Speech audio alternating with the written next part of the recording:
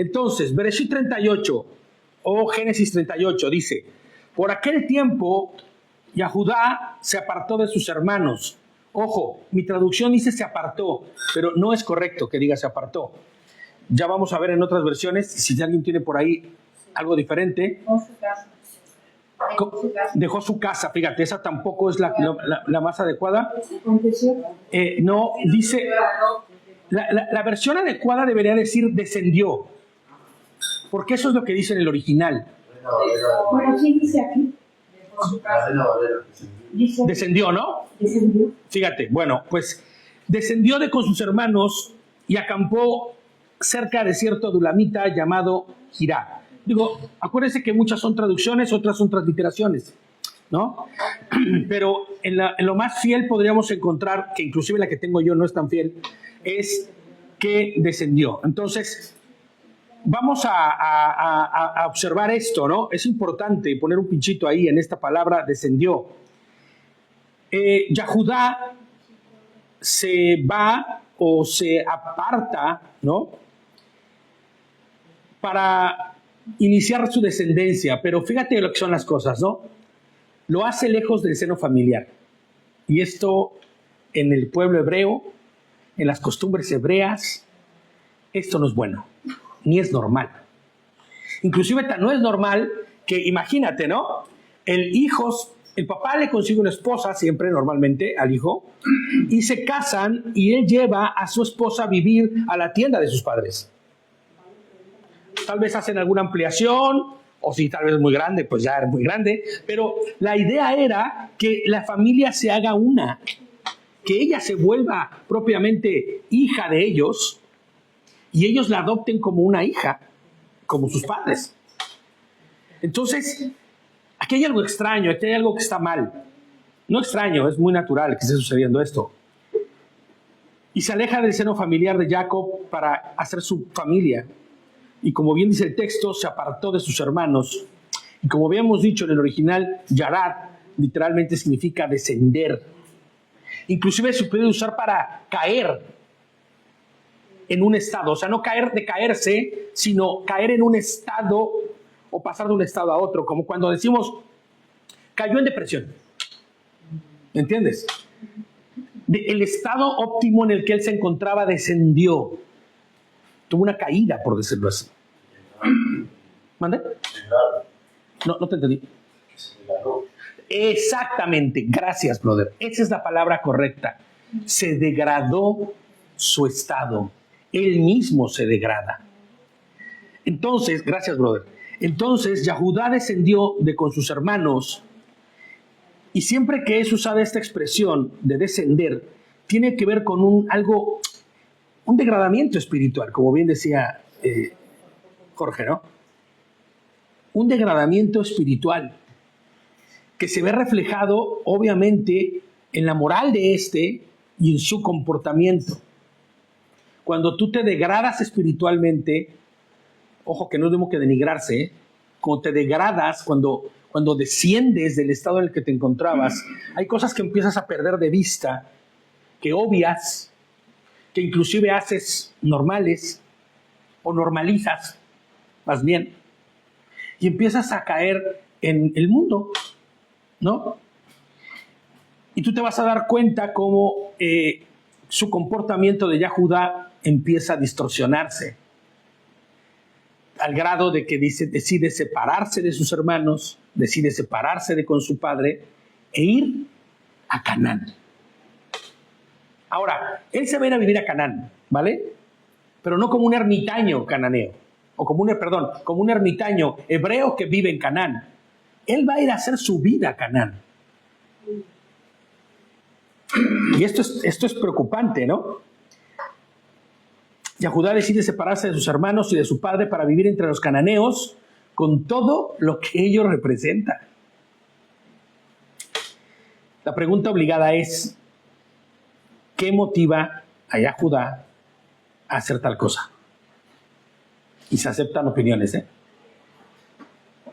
¿Qué motiva a Yahudá a decir, no puedo estar entre mis hermanos, no quiero estar con mi padre, me voy? la culpa de no poder ver a su padre a la cara sabiendo el mal que habían hecho. Así es. Y de no poder decir la verdad, pero yo me prefirió irse para no estar viviendo y verles a sus hermanos sabiendo la capacidad de matar que tenían, ¿no? Exactamente. Acabas de darle totalmente al clavo. De hecho, podemos ir... No, la realidad es esa, ¿no? La realidad es que no poder decirle a su padre de frente, en su cara, ¿no? No poder o no querer seguirse asociando, ¿no? Con la mentira que hay, todo este teatro y esta parafernalia, ¿no? Que se hizo ahí. Fíjate, les pongo yo, ¿no? Dos preguntas. Les pongo, ¿es acaso el sentido de culpa y el cargo de conciencia, como bien acaba de decir él, y lo que persigue a Judá y no le permite seguir mirando a los ojos a su padre? ¿Es acaso el hecho de no querer ni poder seguir sosteniendo una mentira de esa magnitud con todos sus hermanos? De ser así, esto nos deja ver un rasgo muy interesante en el carácter de Judá, que no vemos en nosotros, que sí vimos en Rubén. ¿Se acuerdan lo que hizo Rubén, no? Rubén salió corriendo a pensar, o no sabemos a qué, pero cuando él regresa con una cuerda para sacar a su hermano. Había arrepentimiento, ¿sabes? Él no quería que su hermano muriera, él quería regresarle, y dice el texto que quería regresarle a Joseph, a su padre. Quería llevárselo, tal vez, y decíamos en esa ocasión, por otro sentimiento de culpa que ya traía él por haberse acostado con una de sus esposas. Hombre, qué familia, ¿verdad? Está potente, ¿no? Hombre, claro. Y se desgarró las vestiduras, ¿no? Y dijo, ¿qué han hecho? Pero ¿quién fue quien dijo, vendámoslo? ¿Se acuerdan? Y a Judá. Así es, Judá es el que decide venderlo, o el que da la idea de venderlo. Y como dijimos en esa ocasión, no es mejor que los otros, ¿eh? En el sentido de, él sabe que si se vende como esclavo va a morir de todas maneras. Lo que pasa es que la culpa y lavarse las manos, ¿no? Yo no lo maté, lo vendimos. Y su suerte será la que decida qué será de él. Pero, como Poncio Pilatos, ¿no? Que se lava las manos y dice, es que Poncio Pilatos entendía quién era Mashiach, ¿no? Y dice, yo no voy a meterme en este marrón. Yo no voy a meterme en este marrón. Pero fíjate lo que son las cosas. El rasgo que detectamos en Judá es importante. En su carácter, en lo que está haciendo. No poder seguirse asociando con sus hermanos. Porque si bien él no tiene el valor para ir con su padre y derribar todo este teatro, hombre, se echaría a sus hermanos encima, sería tal vez la destrucción familiar, ¿no? En el pensamiento de Judá. Mucho peor el dolor para su padre. Decirle, mira, no está muerto, pero lo vendimos, pero igual ya está muerto también. O sea, pues que sería, o sea, imagínate, o sea, ¿no? En México me acuerdo allá con los brothers de AA decían, ¿no? Si cuando vas a ir a sanar el daño que hiciste, vas a hacer un daño peor, abstente de hacerlo. Y era sabio, ¿no? Porque si una persona quiere restaurar su matrimonio, quiere restaurar su relación con sus hijos o con alguien, con su familia, con su madre, y va a ser peor el que sepa lo que sucedió, será mejor abstenerse, ¿no? Será mejor abstenerse. Entonces, fíjate, ¿no? Su conciencia y espíritu no le permiten seguir asociándose con tal situación.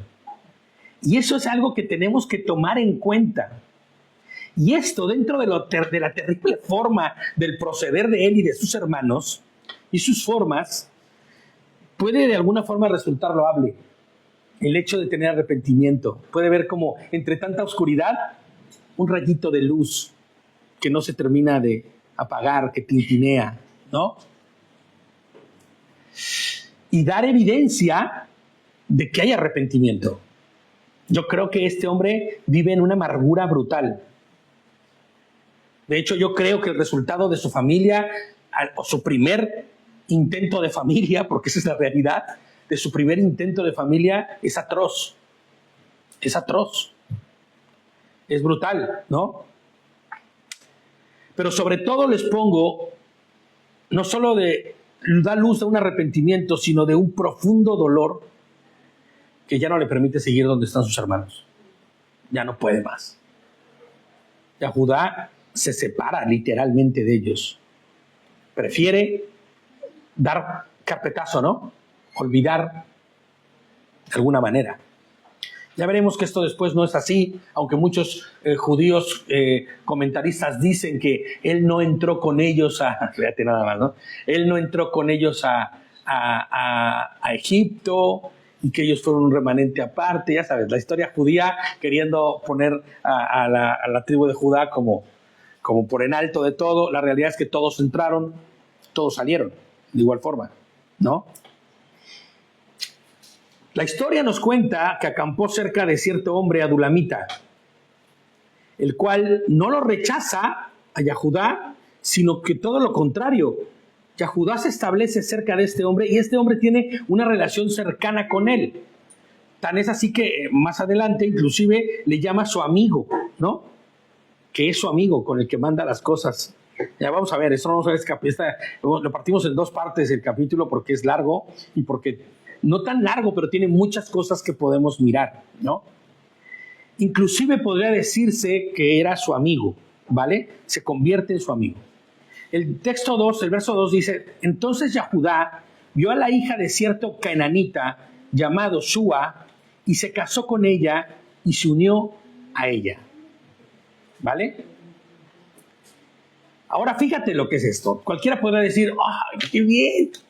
Yahudá está rehaciendo su vida. Yahudá ya va a dejar de sentir ese gran dolor. Yahudá ya va a descansar, ahora sí, un poco se va a distraer su corazón y va a tener consuelo con una cananita, como bien dice Pili. Que ese es el terrible problema. No se lo imponía como por castigo, es no me merezco nada, voy a lo peor y me quedo con... Esto que acabas de mencionar es realmente una posibilidad muy, muy, muy fehaciente. O sea, que él mismo se autoflagelara, se autocondenara, se autocastigara, diciendo: no merezco nada.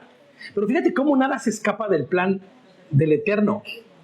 Porque inclusive de la familia del propio Mashiach, o de la descendencia del propio Mashiach, va a estar plagada de goyim. Está Ruth, está Rahab, ¿no? Está la madre de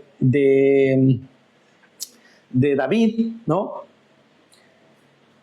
Incluso en David también con Betsabé. Bueno, pero es que eso no es un goyim, ¿no? Si es parte del pueblo. Pero aquí la circunstancia es que en este momento él está intentando hacer su vida, o está haciendo su vida, con algo que no era permitido en este momento. Sí. Pero eso es gradual, ¿no? Hombre, claro. Más posteriormente hay el mandamiento explícito de no descenderás a Egipto. Hombre, claro. Sabiendo que si Dios te subía a Jerusalén, estaba hacia un conocimiento de... Sí, en un estado alto. Descender era pues ya... Negar, ¿no? Negar y mezclarte con los que estaban abajo. Y por consecuencia hacer oídos a lo que ellos aconsejaban. Y eso es lo que le pasó.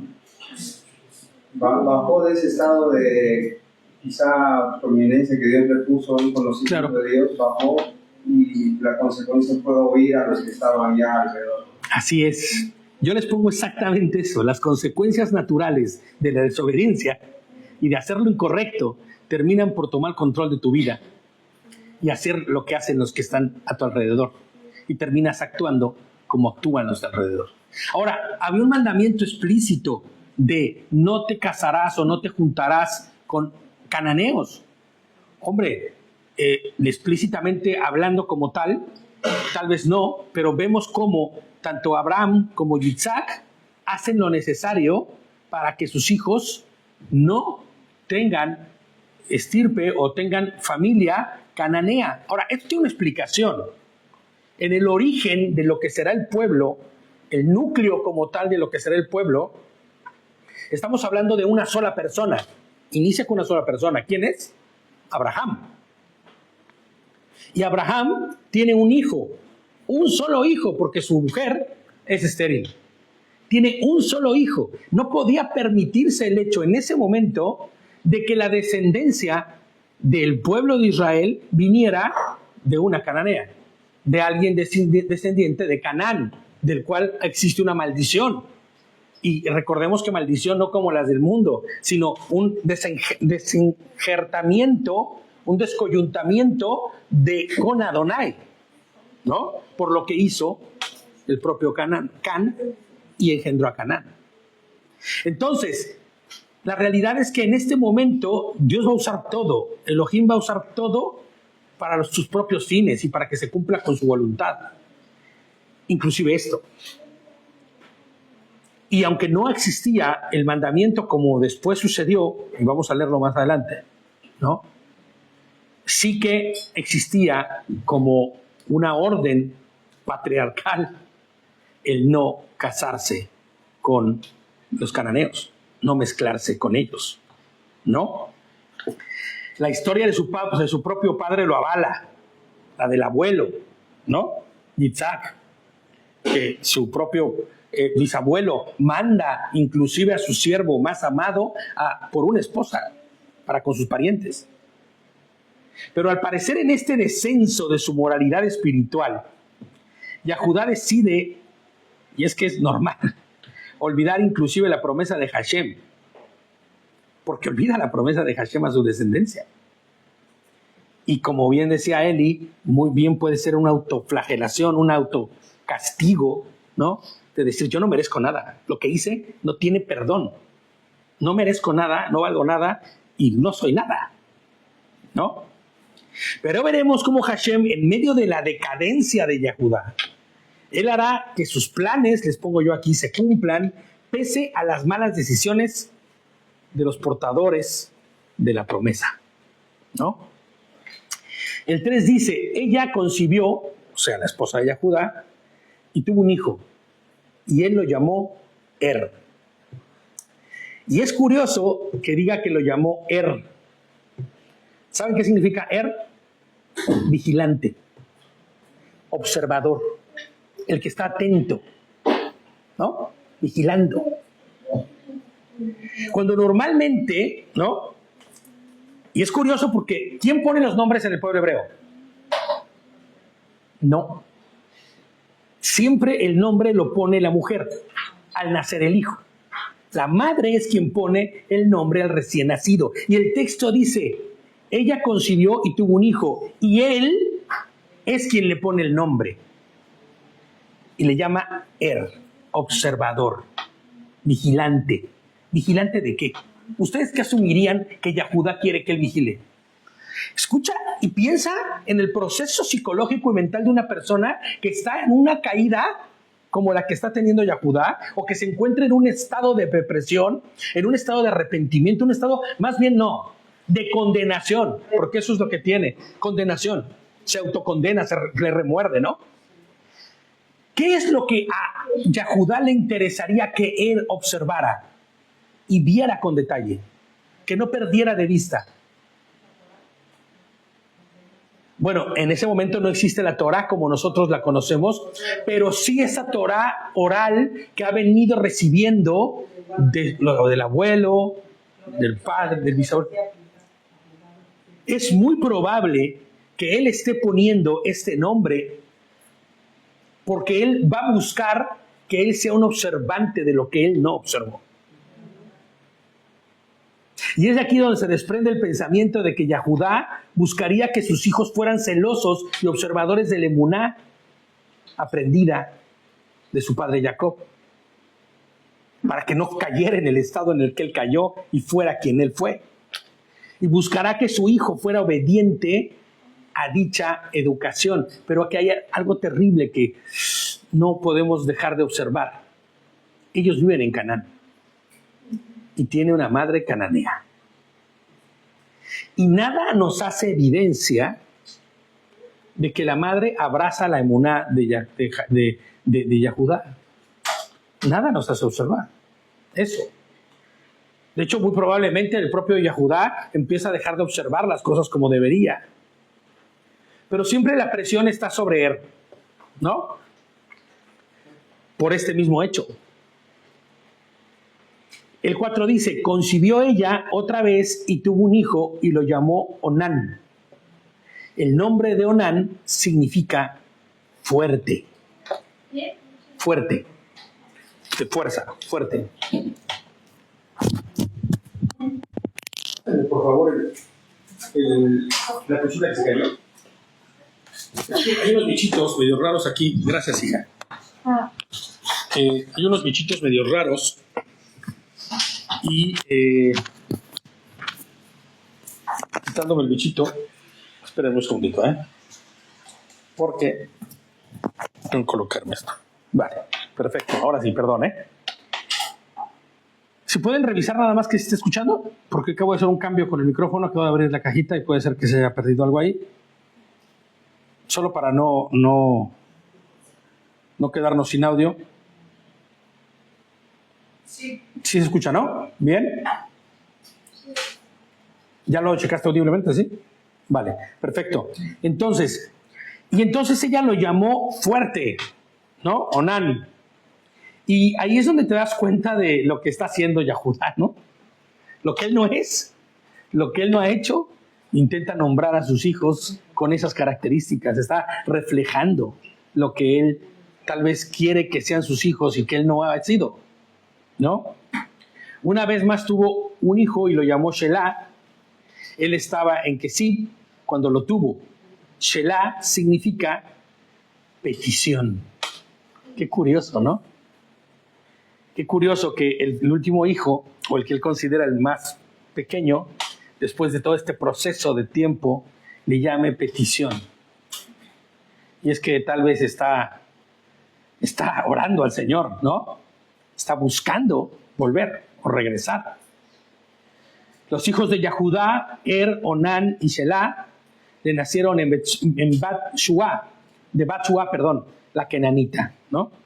Bat-Shua es el nombre de la kenanita, la cual es la madre de ellos. Yahudá consiguió una esposa para su primogénito, llamada Tamar. Y les pongo yo que era la costumbre de aquellos días que el padre consiguiera esposa para su hijo. Y en este caso, ¿no? Es el que su padre le va a conseguir esposa. Su hijo mayor ya tiene edad para casarse y Yahudá consigue a una esposa para él, una cananea también. Ahí podría haber replicado lo de, oye, amigo, el sulamita, ¿no? Ve, por favor, con mis hermanos y trae, por favor, una esposa para mi hijo, ¿no? Yo no quiero verles la cara, yo no quiero ir para allá, pero diles que así como el bisabuelo hizo, yo también estoy buscando una esposa para mi hijo que no sea cananea.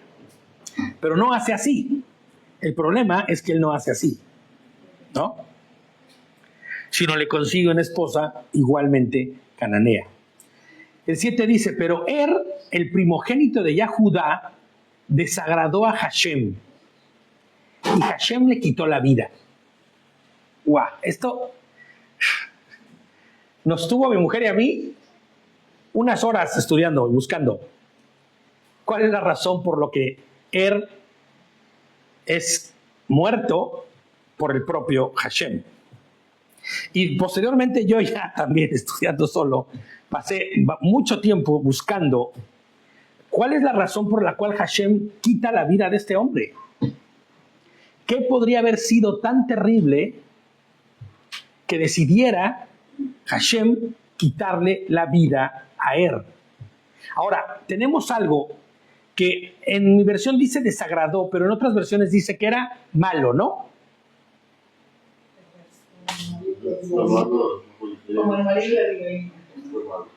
Fue malo, ¿no? Un poco como el esposo de Abigail, ¿se acuerdan, no? Que es un hombre malo, perverso, siempre he pensado yo sin afecto natural. Perverso ante los ojos del Señor.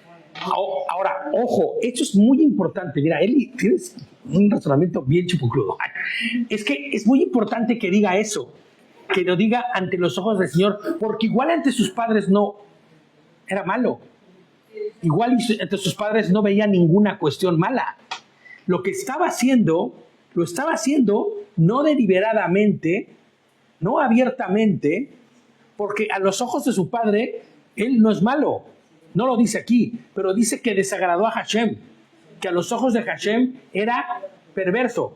En la Kadosh dice que era maldito a los ojos de Hashem. O sea, hombre, fíjate, ahí se avientan el hecho de poner maldito, ¿no?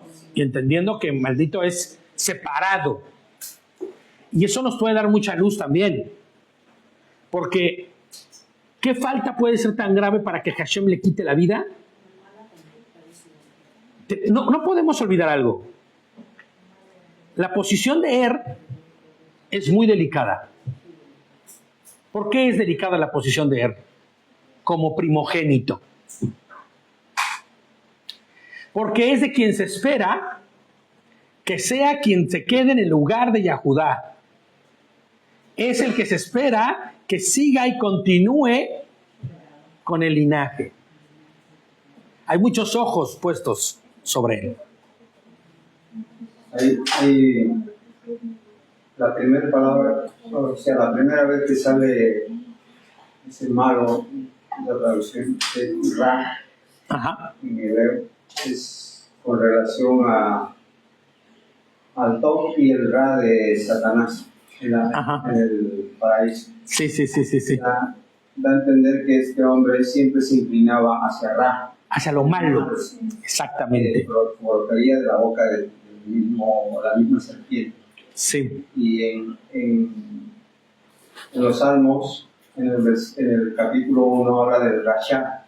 El Rasha es el que ya está condenado, o sea, no tiene solución. El que está ya como sentenciado, que ya está procesado. Esa es la palabra correcta, sí. Entonces yo creo que Ra deriva del Rasha también. Claro. Son que ya están condenados. Y lo que yo creo que aquí pues le adelantó el juicio. Pero fíjate lo que son las cosas, ¿eh? Le adelanta el juicio, pero ya lo vamos a ver más adelante cómo al adelantarle el juicio también lo condena a la vida, a la muerte eterna, ¿eh? O sea, a la separación eterna. Porque está condenado. Como lo que pasó con Coré. Similar a lo que pasa con Coré. Es que yo creo que de hecho esto es una enseñanza grandísimo para nosotros. Hombre, claro. Porque es que si tú te pones a pensar y cuando lo estudias, es como dices, se te paran los pelos. Porque tienes que estar tú consciente de lo que tú estás haciendo dentro de ti ya. Dentro. Estamos hablando de afuera, porque tú puedes esconder todo de afuera. Hombre. Y Dios nos da la conciencia, ¿no? Y ahí es cuando, si su Rúa está con nosotros, esta conciencia de cuando tú quieres hacer algo. Porque puedes pasar delante de todo el mundo como el mejor, como el más santo, como el más inclusive atento y, ¿cómo se llama? Y presto a las escrituras, pero en realidad en tu vida particular y personal es terrible. Yo creo que a mí se me pasa por los pelos. Sí, claro. Todo de pensarlo. Es que esa fue una enseñanza grande hoy en día para nosotros, porque claro, cuando tú no entiendes, no sabes a dónde vas a ir. ¿Vas a estar con Dios o vas a estar aquí? No lo sabes. Pero cuando Dios te da conciencia, tú vas a entender, lo entiendes y cuando yo lo entendí. Exactamente. Para nosotros es aún todavía mucho más potente este asunto, porque nosotros sí conocemos a Mashiach. Es que cuando tú lo entiendes, te llega. Ya lo vamos a ver más adelante eso. Ahí estuvimos ahí viendo con el caso Judas también. Hizo la pregunta, ¿alguien me va a entregar? Y claro, él sabía de qué posición estaba. Y mejor le hubiera sido no haber nacido. O sea, te vienen esas palabras y dices, pues no. Pero fíjate, pero es como bien dices, ¿no? La raíz del mal está en ellos. Porque pudiendo hacer el bien, deciden hacer el mal. Pero eso ahí en este tiempo, por eso te digo, que nos viene a nosotros, vamos leyendo y vamos aprendiendo, entonces te va mostrando. Ahora, ojo, hay algo muy importante con respecto a esto que ahorita me vino a la mente. Mashiach vino a eso, a liberarnos de eso. Mashiach vino a traernos libertad de esa raíz de maldad que hay en todos y cada uno de los hombres. El problema es que no todos y cada uno de los hombres elige liberarse de esa raíz, deshacerse de esa raíz. Hay quien decide y prefiere abrazar esa raíz. Mira el mundo. Mira la maldad que hay en el mundo. Esa consecuencia de abrazar esa raíz, de no quererse despegar, de querer seguir comiendo del árbol del conocimiento del mal, de seguir aferrado a querer seguir estando en ese estado degradado, como decíamos, ¿no? Y los que son de alguna manera fidelizados están en un conocimiento, pero ahí nos habla la escritura del Evangelio, dice, a poco que desciendas, hombre, claro, vas a ver las consecuencias, no te conviene descender. El que cree estar firme, cuide de no caer, claro. Claro, somos humanos, somos frágiles. Esa es la razón por la que Mateo dice que persevere hasta el fin, ¿no? Porque existe la raíz aún todavía, pero ya no la abrazamos. Esa es la razón por la cual el Señor, cuando venga en su segunda venida, nos cambiará y nos transformará por personas totalmente distintas. Tendremos una nueva naturaleza. Ya no seremos esta naturaleza caída, porque inclusive existe esa raíz. De hecho, la razón por la cual Mashiach hace todo esto es para redimir no solamente a la humanidad, sino a la creación entera de esa misma raíz que un día brotó y que hizo que Satanás se rebelara. Que en algunos se nota más la raíz del mal. Algunos no solo la abrazan, sino la optan por su modo de vida, ¿no? Hablábamos del esposo de Abigail, ¿no? Se hace su forma de vivir. Yo no sé si ustedes han conocido a personas así, a personas que siempre tienden hacia el mal, a personas que no importa lo bien que puedan hacer, siempre tienden hacia el mal. Es que incluso te dicen que si a mí me va mejor que a ti. No, yo conocí gente que llegó a Cristo, a los pies de Cristo, pero que su raíz de maldad no les permite. Y te dice, no, yo prefiero ser lo que soy. Y sí, ya sé que existe, sí, lo que quieras. Se cumple la escritura. Se cumple la escritura, así es. Pero fíjate nada más, ahí es donde nosotros podemos comprender y entender lo que dice, cuando vemos, por ejemplo, a un asesino, cuando vemos a los sicarios, cuando vemos a esta gente sin afecto natural, ¿no? Como dice la escritura, que no tiene ningún empacho, no tiene ningún problema por hacer el mal. Hombre, podríamos hablar de mucha gente más, niveles de ¿cómo se llama?, de autoridad y cosas por el estilo, pero tiene eso. Es un hombre que no es bueno, un hombre que es malo, tiene esa raíz, ¿no? Fíjate, los comentaristas judíos, en el mayor de los casos, convergen en el hecho de que cometió el mismo pecado que su hermano Onán. No hay forma de poder definir esto, ni hay forma de poder saberlo. Yo me decanto, de hecho, hacia otra posibilidad, pero podríamos... Sí, o sea, que hizo lo mismo que Onán.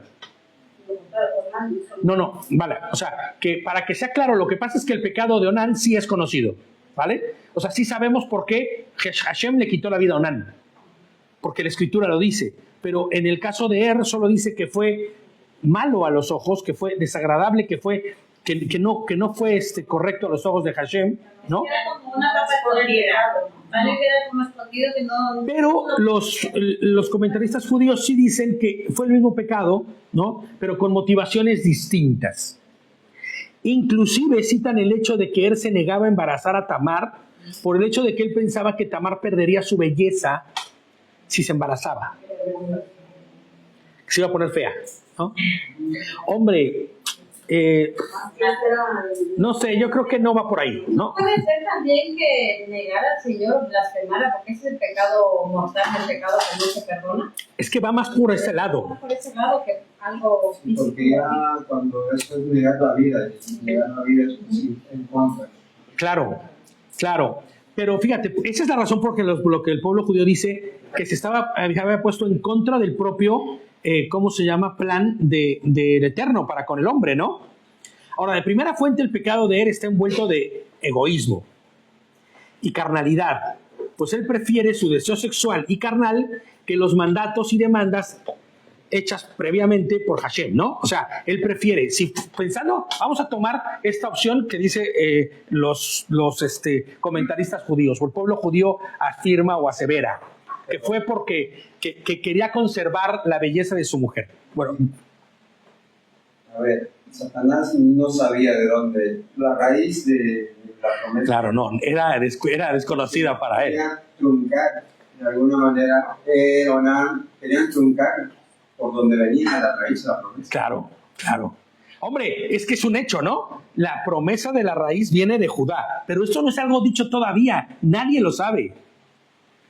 Muy seguramente el enemigo puede que sí. Pero Satanás igual tendría que alguno de los hijos... Claro, lo que Satanás va a intentar hacer es destruir a todos los hijos.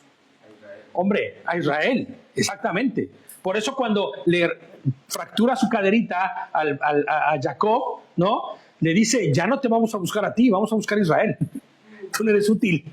Sí, cuando fractura la cabeza y te dirán, claro. También se refería a Israel. Claro, se refería a Israel. Entonces es muy probable que sí, cierto, esté queriendo que se trunque este caminar hacia tener hijos y tener descendencia para cumplirse con las promesas, ¿no? Que se habían dado. Hombre, pero si nos damos cuenta y abrazamos esta opción, nos daríamos cuenta que hay un egoísmo brutal de parte de él. O sea, él quiere usar a su mujer, pero no quiere lo que su mujer puede darle, que son hijos, ¿no? Y aunque es él el que observa, ha dejado de observar lo que el Señor quiere para con su pueblo, ¿no? Estamos en Génesis todavía, el mandamiento de Dios estaba todavía multiplicado. Hombre, eso es algo que yo ahorita les voy a comentar, ¿no? Sean fecundos y multiplíquense, Génesis 1:28, la parte A, ¿no? Elohim les bendijo y les dijo, sean fecundos y multiplíquense, llenen la tierra y domínenla. Hombre, eso es que está latente, vaya. Ese es uno de los mandatos que no puede olvidar nadie. Hasta el día de hoy no podemos olvidarlo. Y el mundo se empeña en que lo olvides. Ya vas a ver al final del estudio ahorita lo que vamos a ver con respecto a eso. Es más fuerte en los hijos de Israel. Claro, porque ellos son los que van a procrear. Por eso les decía, ojo en la condición de La condición de no es la condición de cualquiera, ¿no? Sino es el primogénito. Es de quien tiene que venir el linaje de Yahudá. Y todos ya sabemos exactamente que el Mashiach vendrá de ese linaje. Los reyes, al menos David, ¿no? Salomón, vendrán de ese mismo linaje. Entonces, fíjate, inclusive les pongo, tal y como lo hará después Onán, estarían usando a su esposa para fines perversos. O sea, la estarían usando. No estarían usando, no sería su esposa en realidad, sino estarían usándola solamente. Que eso es lo que propone el mundo hoy, ¿eh? Ojito, ¿eh? Porque el mundo propone hoy eso, como un pacto entre dos. Que la mujer lo acepte y que el hombre lo perpetre, ¿me entiendes? Escucha, ¿eh? Por ahí va la cosa. Pero sobre todo poniéndose el mandamiento primigenio que Hashem les dio al hombre, ¿no? Y lo está haciendo de manera deliberada. Se olvidó lo de sean fecundos y multiplíquense. Que esa no es una raíz cualquiera, de maldad. Es ir en contra de los mandamientos primeros que el Señor dio al hombre. El primero, ¿no? Uno de los pensamientos del pueblo a veces, aunque sea terrenal y literal, ellos se quieren multiplicar para que sus descendencias sigan con el legado del Corán. Claro. Bueno, antes de que fuera el Corán, porque yo ya había estudiado un poquito de esto, y antes de que ellos abrazaran el Corán, que viene junto con Mahoma, sí que ellos abrazaban la fe de Abraham. Siempre han dicho que era diferente el asunto y que había sido Ismael el que había sido el portador de la promesa, ¿no? Pero siempre habían abrazado la fe de Abraham. Y la fe de Abraham es la fe de la Torá, del Pentateuco, de Moshe, ¿entiendes? De hecho, ellos reconocen a Musa como el profeta, ¿no? Que escribió la historia del pueblo de Dios. Los reconocen a los patriarcas completos. Ya posteriormente se distorsionó, se rompió el asunto con la venida de Mahoma, ¿no? Lo usan de una manera muy terrenal. Muy terrenal, muy distinta, pero de alguna forma ellos sí que siguen con el mandamiento, ¿eh? De alguna forma ellos sí que procuran buscar que el mandamiento se cumpla. ¿Eh? ¿No te entendí? ¿Eso quién? Los musulmanes, los árabes, los pueblos árabes. Ya, de una forma. Hombre, es lo que estábamos diciendo, ¿no? Es una forma diferente, es una forma, de alguna forma, con el Corán ya, pues para nosotros, a nuestros ojos, podría ser distorsionada, para ellos podría ser correcta. Es tan distorsionado como el hecho de que yo voltee a ver a una iglesia evangélica y piense que hay distorsión en ello, como lo hay, ¿no? Pero está haciendo lo que no debe hacerse. Y fíjate lo que les pongo aquí, lo que es peor aún, truncar la línea genealógica de Judá, como decimos ahorita, que en este momento aún está en la etapa de convertirse en una nación, en un pueblo, el pueblo de Hashem. Los comentaristas judíos convergen en el hecho de que esto sería un precedente para las siguientes generaciones, el hecho de que muriera de la manera que murió, una advertencia. Hoy en la mañana, dime, hija.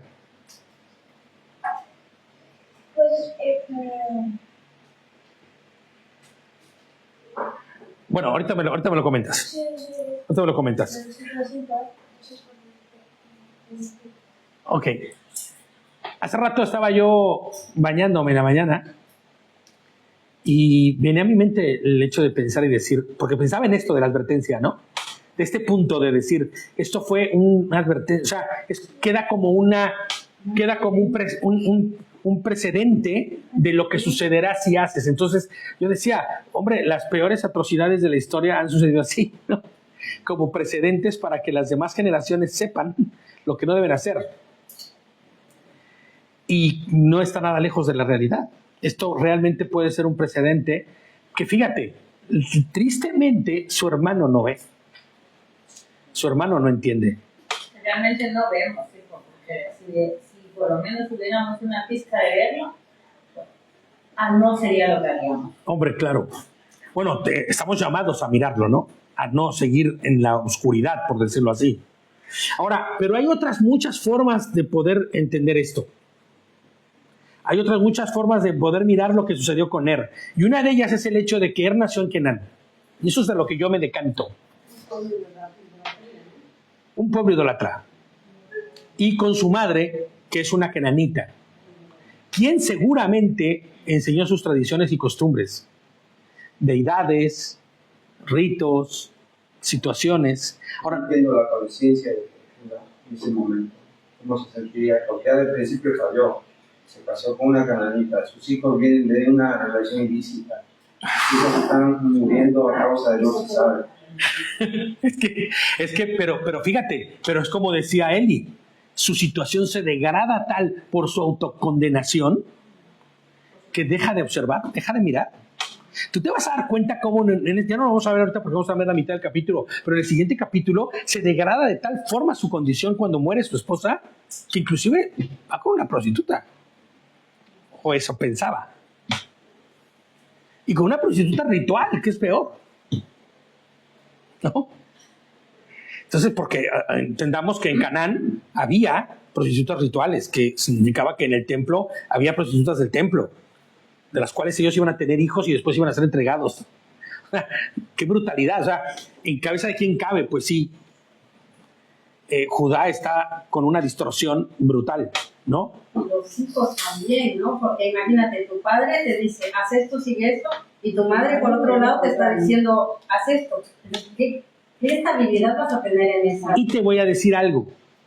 Por eso yo les puntualizaba el hecho de que estuviera tan aferrado Judá con el nombre a que él observara, porque lejos de ser una cosa buena, tal vez se convirtió en algo negativo para él, porque él abraza las costumbres de su madre, tal vez, y su madre va a hacer todo lo necesario para que él las abrace,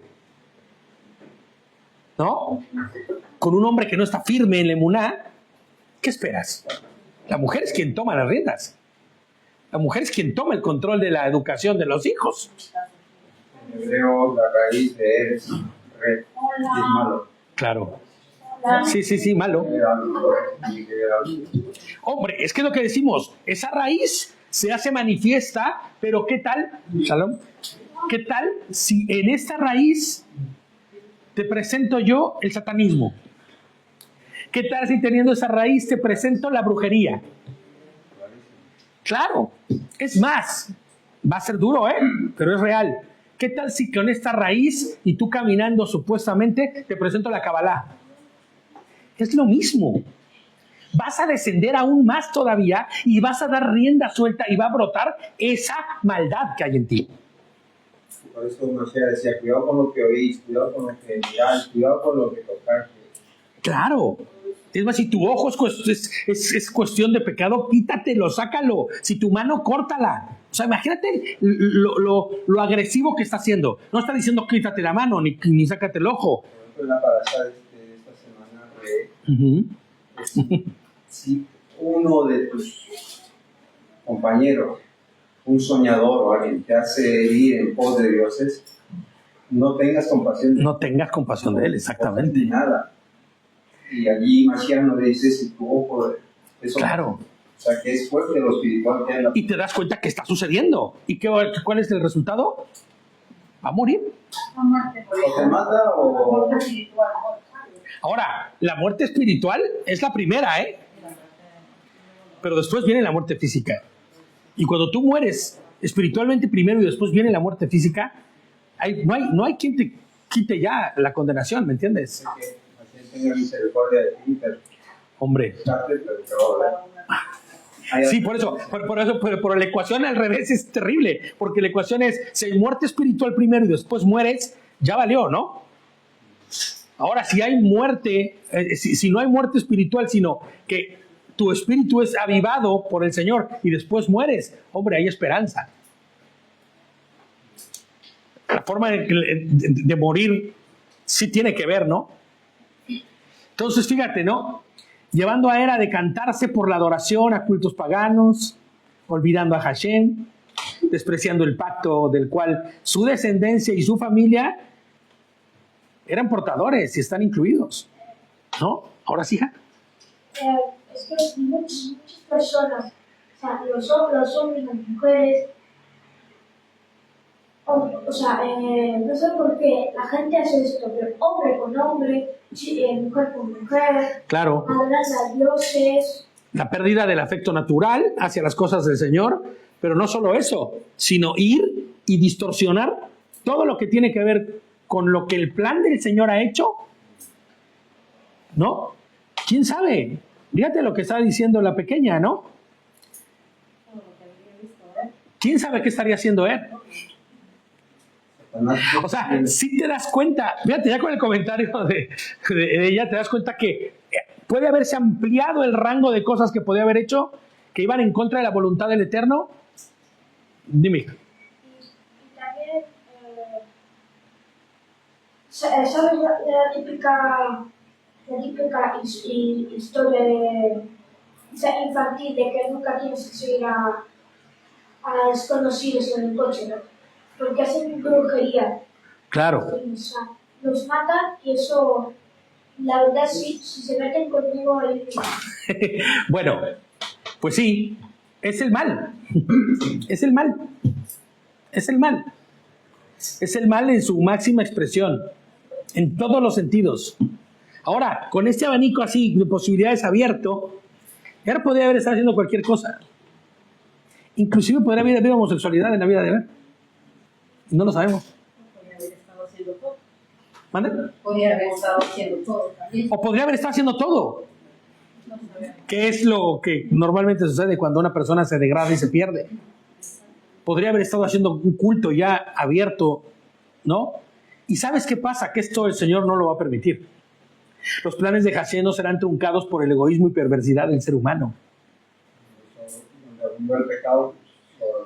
Sí, pero fíjate cómo la gracia vendrá sobre Judá, no sobre él.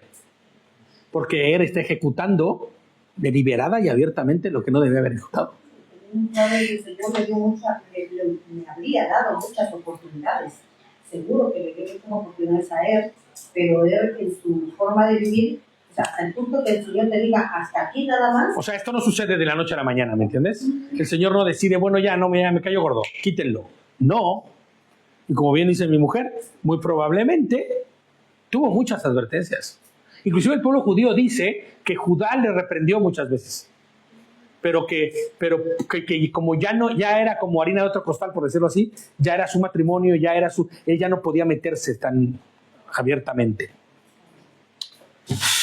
Bueno, tenemos esas dos opciones, ¿no? De todas maneras, cualquiera de las dos es igual de mala, porque la raíz de esto es la maldad de Er. Entonces, el 8 dice, entonces Judá le dijo a Onán, únete a la esposa de tu hermano, porque ya había muerto Er, y cumple tu deber con ella como cuñado y dale linaje a tu hermano.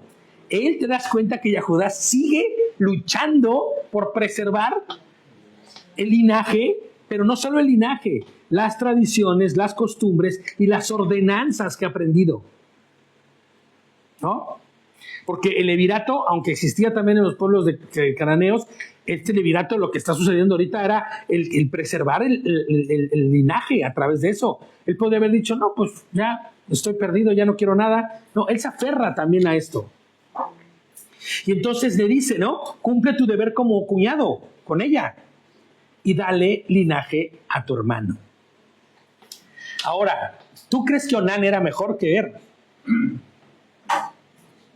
Porque aunque no diga en el versículo que Onán tenía una raíz como la de Er, que era esta maldad, ¿no? Implícita, tú te vas a dar cuenta que Onán es igual o peor que Er. Es igual o peor que Er. Onán rehúsa, fíjate, cumplir la ley del Yibum o el levirato, ¿no? Que posteriormente quedaría implícita en la ley de Moisés, ¿no? O sea, en Deuteronomio. Eso sí que quedaría implícito posteriormente. Es que yo lo estaba viendo así. Uno es a la vista, uno lo ve y el otro es escondido. Este fue deliberado, ¿no? O fue más a la vista o se pudo saber de alguna manera, ¿no? Fíjate, de Barín dice 25, del 5 al 6 dice, cuando unos hermanos vivan juntos y uno de ellos muera sin dejar hijos, la viuda del difunto no deberá casarse con un extraño fuera de la familia. El hermano de su esposo deberá unirse a ella. La tomará como esposa y cumplirá su deber de cuñado. El primer hijo de ella, que dé a luz, debe llevar el nombre del hermano muerto para que no se elimine su nombre de Israel. O sea, que el primer hijo de Onán tenía que llamarse Er. Pero ahí no acaba todo. Ahí no acaba el asunto. Pero Onán, y dice el 9 de nuestro texto base, sabiendo que la descendencia no se continuaría como suya, derramaba en tierra siempre que se unía con la esposa de su hermano. ¿No? Para no dejarle linaje a su hermano. Fíjate qué locura, ¿no? Pero es que aquí hay una raíz brutal, peor que la de su hermano Er. Él no quería que la herencia fuera a nombre de Er. Es que era todo evidente. Por lo que deshonraba inclusive el deber familiar que él tenía. Porque si la posición de Er era delicada, la posición de Onán ahora es peor de delicada todavía. Porque él es el que tiene que adoptar, cualquiera podría decir el hombre de sacrificio, ¿no? Pero tampoco es así. Porque no le están diciendo que se quede soltero. No le están diciendo que no va a tener más hijos. No le están diciendo que no van a ser sus hijos y que se los van a quitar de enfrente. Lo que le están diciendo es, este hijo es como si tu hermano lo hubiera tenido. ¿En qué sentido? En el que todo lo que era de tu hermano va a ser de él. Ah, entonces, ¿qué? Si mi hermano murió, ¿no soy yo el que queda como el primogénito? No, no en la ley de Adonai. En la ley de Adonai, el hijo que tengas es el que quedará, entonces no quiero nada. O sea, fíjate el carácter que tiene este hombre. Onán sabe que el hijo que tenga con Tamar, llevará el nombre de su hermano muerto, preservando así el linaje del hermano muerto, pero fíjate, en la mente perversa de Onán está solo egoísmo y desobediencia. Yo quiero ser el bueno. Yo quiero ser en el que haya la preeminencia. ¿Se acuerdan de Esab, no? Se volvía loco Esab porque no tenía la primogenitura. Le llevó hasta el hecho de decir, quiero matar a mi hermano. Bueno, pues él está en la misma posición. Mi hermano está muerto. Yo no tengo por qué hacer eso. Y entonces, ¿qué hacía? No concretaba la relación sexual. Es tontería, ¿no? Porque al final, si lo piensas egoístamente, bueno, yo no fui el primogénito, pero mi hijo va a ser el primogénito. Al final, tu descendencia queda. Claro, pero es que, ¿qué pasa? Mira, pero ¿cómo estaba mirando Nan las cosas? Claro, es tu propia sangre, es tu propio hijo. Qué tontería, ¿no? Pero a la vista de aquellos días, y por eso tú vas a entender en la segunda parte lo que hace Tamar. El tener hijos no era simplemente tener hijos. El tener hijos era algo muy, muy complejo en el sentido de que el hijo es el que preserva la estirpe, el linaje, las promesas, y el primogénito más todavía. Entonces, cuando tú como hijo dices, yo no soy el primogénito porque mi hermano es mayor, pero muere el hermano, ¿qué dices? Ahora sí me toca. Ahora sí me toca. Pero la ley dice, no te toca. Tu hijo tomará esa posición. Ahora, imagínate qué pasa si el hijo crece, se vuelve un hombre y muere Yahudá. ¿Quién está a cargo y quién está a la cabeza de la tribu? El hijo. Y eso es lo que no quiere Onán. Yo no me voy a poner por debajo de mi propio hijo con esta situación. Ahora, esto a los ojos de una persona que ama a sus hijos con una raíz no como esta, es lógico, ¿no? Hombre, es mi hijo. Es más, al contrario, miren mi muchachote, ¿no? Y lo impulsas y lo proyectas, ¿no? Todo esto va a ser tuyo, mijo, ¿no? En su momento va a ser tuyo, ¿no? Pero ¿qué sucede cuando tienes una raíz de amargura, una raíz de maldad igual que la que tiene No, el egoísmo es lo primero. Ahora, fíjate lo que dice aquí, ¿eh? Fíjate lo que les pongo. Y esto es peor todavía. Vas y te casas con la esposa de tu hermano y abusas de ella. Porque lo que está haciendo es eso. Solo abusará de su posición para su goce y deseo. Usará a Tamar para satisfacer sus instintos sexuales, pero no terminará las cosas que deben ser. Él interrumpirá cada vez para no engendrar hijos con ella. Sí tendrá el acto sexual y se divertirá el hombre, pero hasta ahí. Ahora, fíjate esto, ¿eh? ¿Tú te imaginas lo denigrante que era para una mujer de aquellos días? ¿Eso?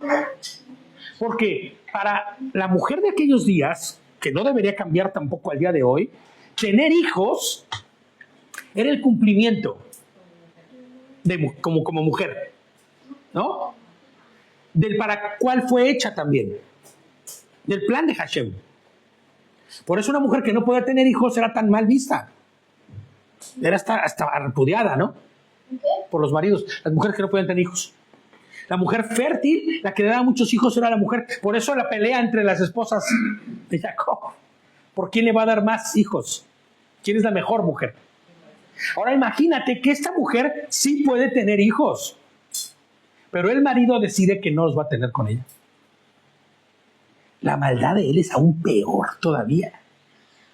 Onán, al igual que de manera intencional está negándose a cumplir no solo con su deber de esposo y cuñado, sino de cumplir con la voluntad del Eterno. ¿Y qué crees que va a pasar? Lo mismo.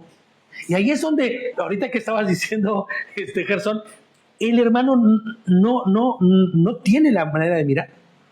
Se pierde. Porque decíamos, ¿qué está pasando en Judá que no ve? Pero mira a su hijo. Esto me hace pensar a mí que ellos en verdad no conocen, o sea, realmente no abrazaron nada del emuná.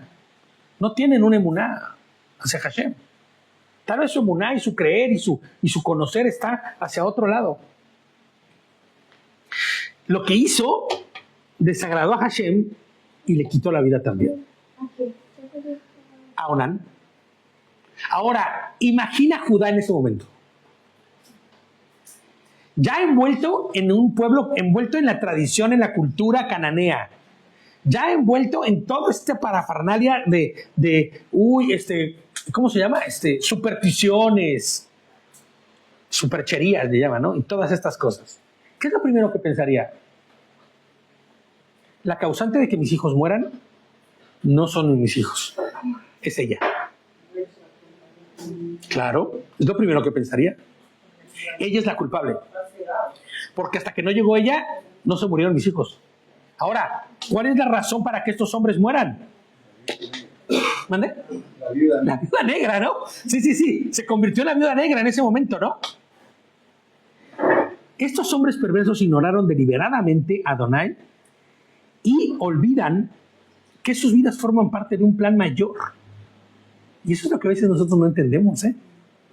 Que tal vez nuestra vida forma parte de un plan mayor y nosotros nos la pasamos truncando ese plan a través de nuestras maravillosas ideas, a través de decantarnos hacia la carne, a través de decantarnos hacia el pecado, hacia los deseos, hacia mis intenciones, hacia no morir a mí mismo.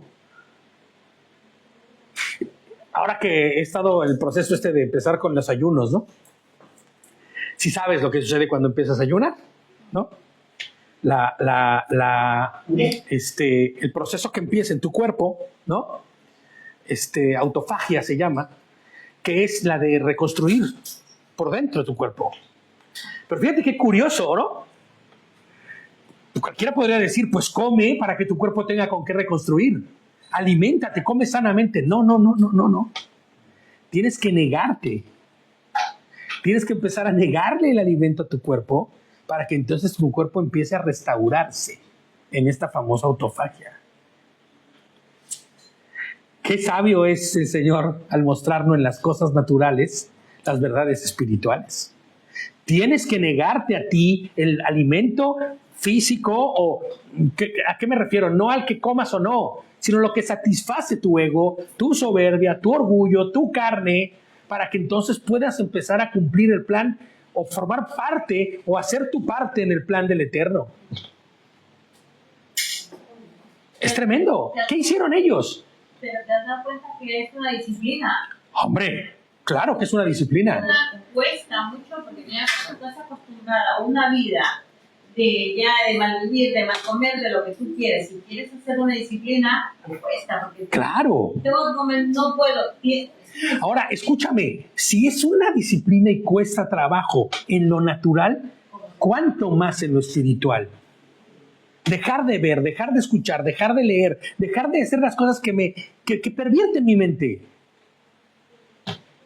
Para hacer la semana pasada recordaba lo que Moisés había hecho por el pueblo, que después de lo que pecaron Moisés volvió a subirlo, claro. Y estuvo 40 días otra vez sin comer alimentos y él clamaba, pero no porque él necesitaba, sino porque era una necesidad espiritual. Claro.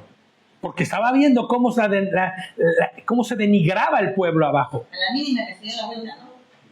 También me pongo en cura, no sé si igual de todo, pero puedo percibir en cura el cual hizo cosas que no se arrepentía, huyó de su padre para no ver el sufrimiento de su padre, la causa de ello era él, la causa de ello, huyó, fue y se metió como si al mundo, se revolcó en el mundo, hizo lo que quiso en el mundo. Y luego el Señor va con misericordia, intenta sacarlo, pero como a cuántas veces a nosotros nos saca de donde estamos y nos va y nos habla y nos habla, y a veces nosotros somos muy tercos, muy necios y no obedecemos. Y tuvo que pasar todo este proceso cura en su familia, como había su esposa, sus hijos, perderlo todo, ¿no? Y tener ese tiempo en que... Inclusive es ponerse al ridículo, ¿no? Realmente, le da ese amor al Señor. O sea, no para el Señor en que todo el tiempo te está... o sea, lo que pasa es que el Señor lo sitúa al final, ¿no? Lo sitúa al final y dice, cuando él dice, ella es más justa que yo, ¿no? O sea, ahí es la parte donde el Señor le da la lección brutal a Judá y Judá tiene que entender y decir, yo no soy nada, ya, tengo que parar. Pero te das cuenta que el proceso que pasa... Como el hijo pródigo, claro. Sí. También le dice eso a David, pero a David no le perdonó cosas, sino que sus generaciones... Hombre, no, sí lo perdonó a él, pero las consecuencias de su mal continuaron. Andaba pasando por un proceso de equivocación Claro.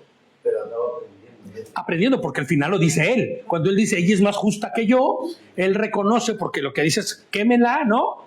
Mátenla, por un pecado que él mismo hizo. O sea, fíjate, eso lo vamos a ver la semana que entra, pero él dice, mátenla a ella por algo que él también hizo. Él debería ser muerto igual. Porque ella se prostituyó, pero él se metió con una prostituta. Para ambos. Y entonces, cuando él mira las cosas, ella muy sabia, ella es una mujer que, veíamos en un comentario de mi esposita, yo que decía que ella se acerca a las matriarcas, ¿no?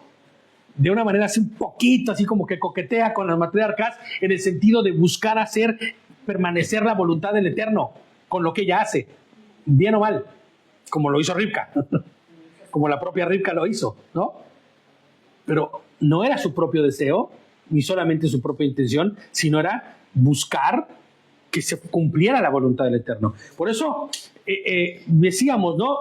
Cuando veníamos platicando, mi esposito y yo veníamos en el coche en carretera y veníamos hablando de esto, y decíamos, ¿no? Ella tal vez abrazó más la emuná que los propios hijos, ¿no? Entonces, fíjate, el apóstol Pedro habla de gente como estos chicos, que solo buscan satisfacer sus deseos e instintos, pero deshonran al Eterno con sus maneras de actuar y de vivir. Y quiero que lo leamos, porque tenemos que aprender cosas de lo que la Escritura nos enseña. Pero, ¿sabes? Nosotros debemos aterrizarlo a nuestra vida hoy.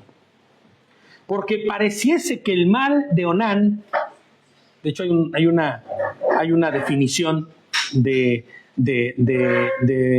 un problema, ¿no? Sexual con, no sé cómo se le denomina, onesis o no sé, pero con el respecto a onanismo, gracias.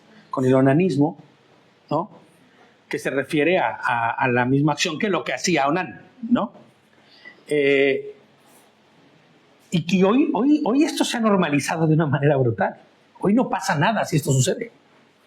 Hoy se promueve y se fomenta que esto así sea. Hay métodos y modos inclusive para hacerlo. Fíjate, segunda de Pedro 2:12. 2:12, segunda de Pedro 2:12.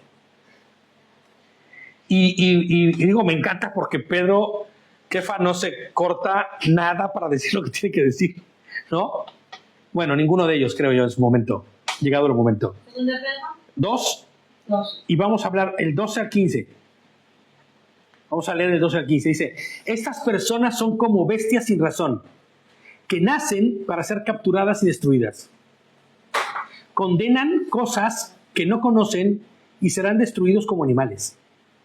Recibirán su pago por el daño que han hecho, se divierten al satisfacer sus deseos perversos a plena luz del día, son como manchas y defectos en su comunidad, pues ellos se complacen en sus placeres engañosos, incluso cuando comparten la comida con ustedes. ¿Te das cuenta cómo está hablando de gente que tiene una raíz de maldad ahí, implícita? Y el contexto es el Sodoma y Gomorra, ¿no? Claro, ellos están hablando de eso. De hecho, ahorita vamos a hablar también en la carta de Judas, que está citando exactamente el mismo contexto. Siempre están en busca de relaciones adúlteras y no pueden dejar de pecar. Seducen a quienes son vulnerables y se han entrenado en la codicia. Son una descendencia maldita, fíjate, separada del Eterno. Han abandonado el camino recto y se han descarriado siguiendo el camino de Balaam, el hijo de Beor, a quien le gustaba recibir pago por hacer lo malo. Judas escribe algo similar citando a personas con pensamientos y acciones corruptas, bajo la misma línea. Judas 1, 12 y 13 dice, estas personas participan con ustedes de las comidas de compañerismo y les echan a perder porque son pastores egoístas que no tienen el mismo sentido de vergüenza, pues solo se preocupan de ellos mismos. Son como nubes llevadas por el viento y que no producen lluvia, estériles, ¿no? Estos muchachos son eso. Yo, mira, estaba leyendo y recordé este versículo así instantáneamente. Nubes sin agua. Tienen la posibilidad de hacerlo, pero deciden no. Son infructuosos. No tienen razón. Son olas violentas de océano que arrojan la espuma de su propia desgracia. Son estrellas falsas, condenadas para siempre a la más negra oscuridad. Fíjate, los asemeja aquí con los caídos. Asemeja a estas personas con los caídos. Estrellas falsas condenadas para siempre a la más negra oscuridad. Separado del Eterno. En el 14, hijos de maldición. Ya lo resume todo. Hijos de maldición. Sí, cierto. Sí. El 14, ¿no? A ver, léelo. Tienen los ojos llenos de adulterio, que no se sacían de pecar. Seducen a las almas inconstantes, tienen el corazón habituado a la codicia y son hijos de maldición. Sí. Son maldad pura, vaya. Fíjate, ya vamos a terminar. El pecado de y Onán son la rebeldía y desobediencia, el deseo egoísta de hacer conforme a su voluntad, pero sobre todo, ignorar al Eterno. Dicen que el principio de la sabiduría es el temor a Adonai. Y el principio de ir en contra de la voluntad del Eterno es ignorarlo. Es inclusive desafiar al Eterno. ¿No? No estaba muy conectado con las parashot últimas, porque dice, has dejado mi camino, o sea, mis maneras, ¿no? Te has desviado. Claro. Ese es no temer a desviarse del camino. Esa es la manera más sencilla de empezarte a desinjertar, literalmente. Nena, creo que hay alguien en la puerta. Y esto debe llevarnos a pensar lo siguiente, porque tenemos que aterrizárnoslo, ¿no? Tenemos que ponernos el chaleco. Igual no nos queda, pero tenemos que ponérnoslo. ¿Cuántas veces he actuado así en mi vida? ¿Cuántas veces he sido movido por mis deseos más que por hacer la voluntad de Adonai? Porque nosotros lo vemos como algo tan lejano, ¿no? Y más los que estamos casados, ¿no? En matrimonio. A menos que estemos haciendo cosas raras como Onán, pero que no es el caso de ninguno, ¿no? Pero vamos a traspolarlo a otra, ¿no? Algo más profundo todavía. ¿Con qué estás intimando? Si no, ¿de dónde te has sacado? Claro. Dice que Dios cogió lo más vil y menospreciado de este mundo para remozar los padres. Partimos siendo los hijos de la ira. De la ira. Ahora, fíjate nada más. Lo más terrible de todo esto es que el mundo y quien lo maneja y lo domina ha normalizado el pecado. Lo ha visto como algo normal. Lo ha naturalizado, exactamente. Porque es aún más terrible todavía naturalizarlo. Convertirlo en algo sin mancha, sin mal, natural. Y ahora se defiende y ahora se promueve. Fíjate, les pongo aquí. El mundo enseña así desde tiempos inmemoriales. El hombre moderno ha creado formas e instrumentos para satisfacer su carne, olvidando el plan del Eterno, el plan de Hashem. Y si nos quedáramos única y exclusivamente en lo que tiene que ver con la reproducción, el humano ha hecho cosas brutales a los ojos del Eterno, que hoy son puestas como cosas normales. Hoy el padre a un hijo, en lugar de enseñarle lo que es la sexualidad correcta, le enseña un preservativo. No es que le enseña, le da. Le enseña y le da para su uso. ¿Te imaginas? Espera, hijita, ahorita, espérame. Inclusive normaliza el pecado como algo normal y, como dijimos ahorita, lo naturaliza. Hoy el uso de elementos que interrumpen el ciclo natural de la vida inclusive son vistos como algo necesario, brother, en la sociedad actual. Hoy gobiernos completos hacen propagandas y promueven que no tengas hijos. La interrupción. Inclusive de los hijos que ya están fecundados. Preservativos, anticonceptivos, abortivos y toda esta basura. Todo forma parte de un plan, les pongo yo aquí, demoníaco, que lleva al hombre a estar a merced de sus instintos, de desvincularlo del plan original. Pero hablan, ¿no? Los animales irracionales. Y entre los animales. Hombre, como animales irracionales, pero inclusive los animales instintivos cumplen con su función, ¿no? Aquí te das cuenta que hay una perversión, una maldad mayor, mucho más profunda, que tiene que ver con la conciencia distorsionada o torcida del ser humano. Pero fíjate también la maldad del hombre hasta dónde llega. Incluso en los animales, los que tienen mascotas, llegan a castrarlos para que no se reproduzcan porque son una... Ah, claro. Eso, claro. Va en contra también de lo que Dios... Claro, inclusive en el fruto, todo el fruto sin semilla, ¿qué es? Es un fruto estéril. La tierra, los animales, todo está corrompido a causa de la propia caída del hombre. Así es. Incluso les pongo, es tan sutil el engaño que un muñeco, un peluche, un personaje animado, una película, todo te lleva a ir y a hacer las cosas que son contrarias a la voluntad del Eterno. Pronto se irán a casar con robots, porque eso ya está bien en Japón, ¿eh? Hombre, imagínate nada más. Han ido la tía, mujeres de robótica y se casarán con ellos. Y hay los bebés artificiales. Bebés es que los padres no quieren tener un hijo y un bebé artificial. Es satánico, es que es satánico al 100%, eso, es satánico.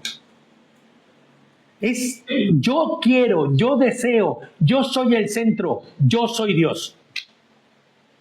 Esa es la realidad. Yo decido cuándo tener hijos y cuándo no. Yo decido cuándo vienen y cuándo no. Aún es tiempo, aún es momento. ¿Y tú quién eres para definir eso? Puedes hacerlo, claro, mira, Onan. Ahora, mucha gente dice, pero yo no he muerto, ¿eh? Perdón, pero gracias a que Mashiach vino, no estás muerto. Pero espiritualmente estás muerto.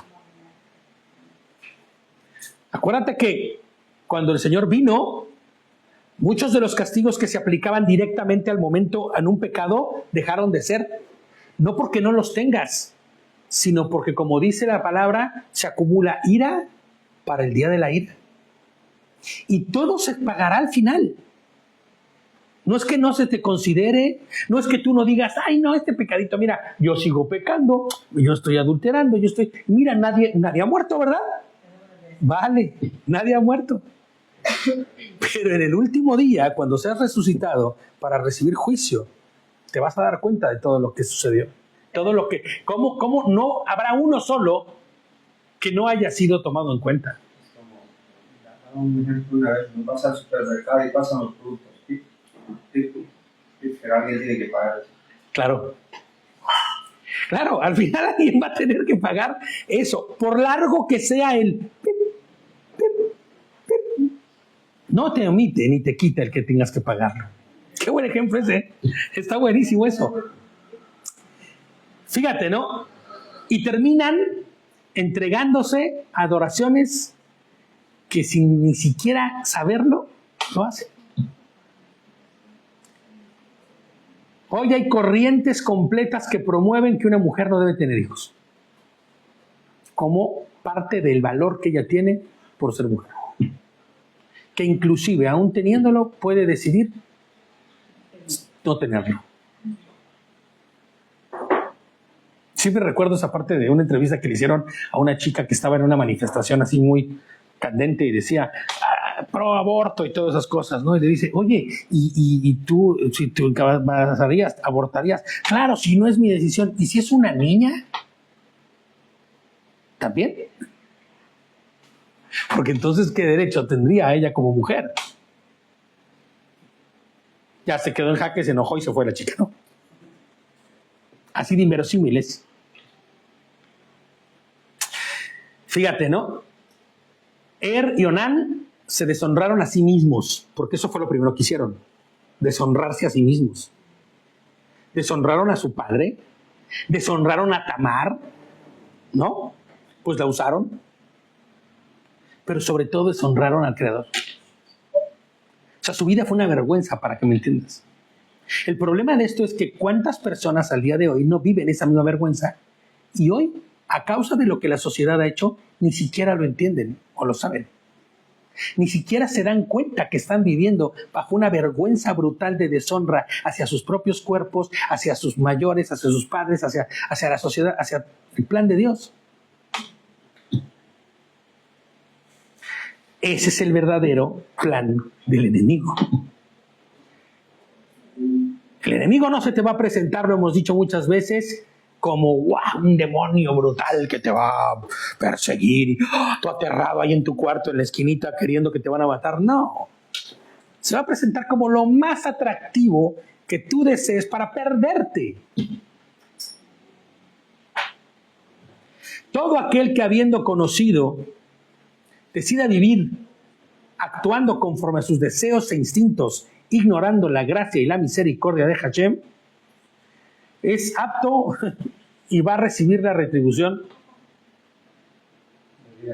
debido a su extravío, pero en esta vida, en muchos casos, pero sí o sí, en la venidera, ¿me entiendes?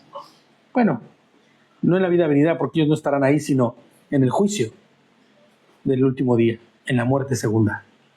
Vamos a terminar leyendo Hebreos 10, del 26 al 31. Hebreos 10, del 26 al 31. Y ya terminamos. Dice, porque si continuamos pecando voluntariosamente, después de haber recibido el conocimiento de la verdad, ya no queda más sacrificio por el pecado, sino una horrenda expectación de juicio y de fuego ardiente que ha de devorar a los adversarios. Cualquiera que desecha la Torá de Moshe, muere sin compasión por testimonio de 2 o 3 testigos. Así sucedía, ¿no?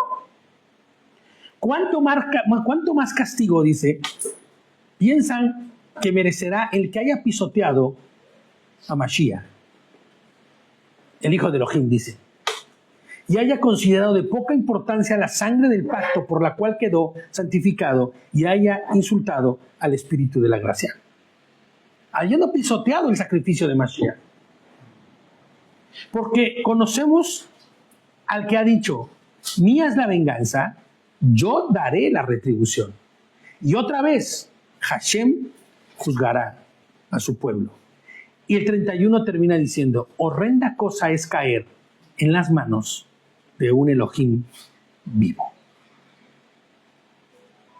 La paga del pecado es muerte, ¿no? Dice Romanos 6:23. Porque la paga del pecado es muerte. Y aquí hay que seguir y no quedarnos ahí. Pero el don de Elohim es vida eterna en el Mashiach, Yehoshua HaMashiach. La separación del eterno a través del pecado, ¿no?, es menosprecio a la obra redentora y perfecta de Mashiach en la cruz. Cuando decides vivir en pecado y caminar en pecado, estás yendo y dando la espalda brutalmente al Señor y a su obra, pisoteando su sangre. Solo quedará como resultado una terrible expectación de juicio hasta la muerte segunda. Vamos a terminar con la cartita de Judas, que nos la dejamos pendiente. Judas 20 al 25. Y me encanta porque en el Señor hay esperanza. En el Señor no todo es. Judas 1. Solamente tiene un capítulo. La carta es un solo capítulo. Y es el verso 20. Pero ustedes, amados, y esos somos nosotros, a los que nos está hablando, edificándose sobre su santísima emuná y orando con espíritu de santidad, consérvense en el amor de Elohim, guardando con esperanza la misericordia de nuestro Señor Yehoshua, el Mashiach, para vida eterna. De algunos que vacilan, tengan misericordia. A otros, sálvenlos, arrebatándolos del fuego. Y a otros, ténganles misericordia, pero con cautela, aborreciendo hasta la ropa contaminada por su carne. Con cautela, no te asocies. No te asocies. Jálalo, sálvalo, pero es como cuando quieres quitar a alguien que se está electrocutando. ¿Cómo lo quitas? Con la mano. Te quedas pegado, brother. Vas y agarras un palo y te pegas, ¿no? Así sácalo del pecado a palos, pero no te asocies. No te pegues, porque te contaminas. Y aquel que puede guardarlos sin caída y presentarlos irreprensiblemente delante de su gloria con grande alegría, dice. El único Elohim de nuestro Salvador, por medio de Yehoshua el Mashiach, nuestro Señor, sea la gloria, la majestad, el dominio y la autoridad, desde antes de todos los siglos y ahora, por todos los siglos. Amén. Y ahí vamos a parar. Qué fuerte este capítulo, ¿no? Es la mitad apenas, ¿eh? Pero tenemos que observar y saber que muchas veces en nuestra vida hemos sido iguales. Y que si el Señor el día de hoy nos ha traído hasta aquí, nos ha rescatado, nos ha salvado, ha muerto en la cruz por causa de cada uno de nuestros pecados, nosotros no podemos despreciar ese sacrificio. No podemos desestimar en ningún grado la muerte y resurrección de nuestro Mashiach. Porque si no, entonces, ¿qué queda? No más que una terrible expectación de juicio y una espera larga para la condenación. Que no es eterna, ¿eh? Una condenación que proviene de lo eterno, en donde un fuego eterno hará lo que tenga que hacer. Pero no habrá eternidad para el malo o el malvado. Desaparecerá y no será más. Amén. Pues vamos a terminar ahí.